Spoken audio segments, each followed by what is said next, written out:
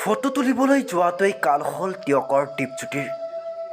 নগা পাহাৰত দুৰ্ঘটনাত পতিত হয় মৃত্যু টিয়কৰ দুই যুৱকৰ। 9টামান বজাত সি কলেজলৈ যাওঁ বুলি টিয়ক চিকিবিত কলেজত পঢ়ে।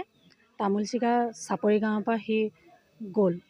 যোৱাৰ পাছত মাকে বাধা দিছিল। সি যোৱাৰ আগে আগে কৈছিল মাকক যে মই নগা পাহাৰলৈ যাম, নগালেণ্ডলৈ, তাত ফটোশ্বুট কৰিবলগীয়া আছে। তাৰপাছত মাকে বাধা দিলত সি মানে নামানিলে কথাটো, যে যামি আৰু মই লগৰ ল'ৰাই মোক বেয়া পাব, এনেকৈ ধৰণে কথা কিছুমান ক'লে। কৈ পেলাই সি ঘৰৰ পৰা ওলাই গ'ল আৰু। মাকে যিহেতু সি যাম বুলি কৈছিলে, দেৰি হ'লেওতো সিমান চিন্তা কৰা নাছিল। কিন্তু সি নহা দেখি ফোন চোন ওচৰৰ মানুহে কৰিছিলে 3টামান বজাত, পোৱা নাই তাক সিমান সময়ত।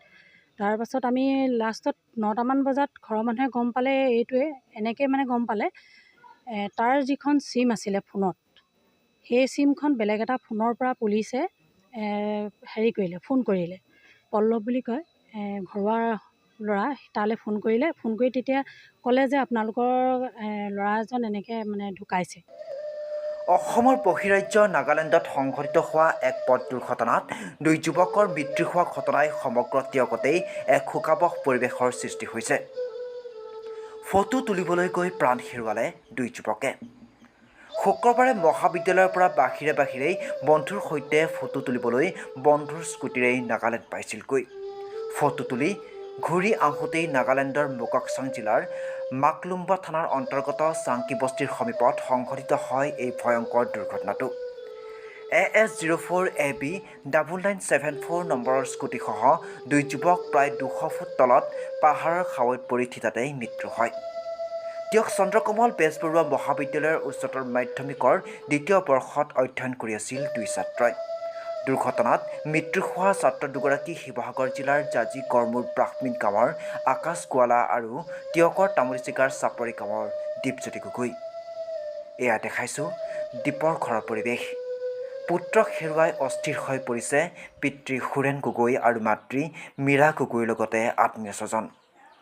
ইতিমধ্যে নাগালেণ্ড আৰক্ষীয়ে উদ্ধাৰ কৰিছে মৃতদেহটো আৰু মৃতদেহ উদ্ধাৰ কৰি টিয়ক আৰক্ষীৰ সৈতে যোগাযোগ কৰিছে।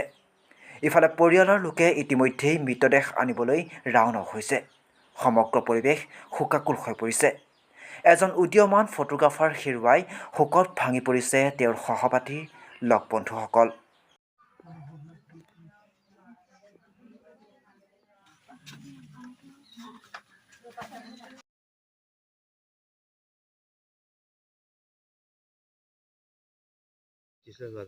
ল'ৰাজনৰ নামটো Dipjyoti Gogoi. Second year higher secondary. কলেজৰ পৰা বাহিৰে টিয়ক চিকিউৰিটিত পঢ়িছিলে সি। আৰু দেউতাক মাকৰ অৱস্থা একেবাৰে বেয়া। আৰু সিহঁতৰ মানে ঘৰৰ অৱস্থা দেখিছে আৰু এনেকুৱা। এই ককায়েকো মানে আছে তাৰ, সি গাড়ী চলায়।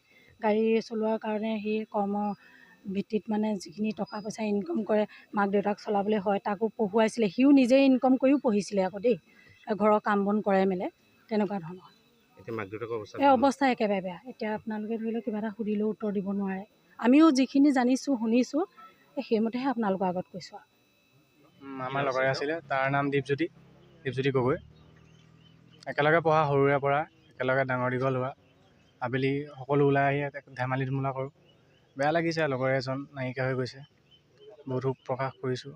মাক দেউতাকৰ অৱস্থাও বৰ এটা ভাল নহয়। ফটো তোলাত বহুত চখ আছিলে, ফটোও মাৰে বিয়া সকামে, এনেকৈ যায়। আমাকো মাৰি দিয়ে, আনিলে মেলিলে এনেই।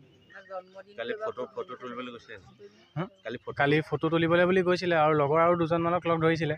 তেওঁলোকৰ পৰীক্ষা থকাৰ বাবে যাব নোৱাৰিলে। কিন্তু কি কৰিব, উভতি নাহিলে আৰু তাতেই ফটো তোলাটোৱে কাল।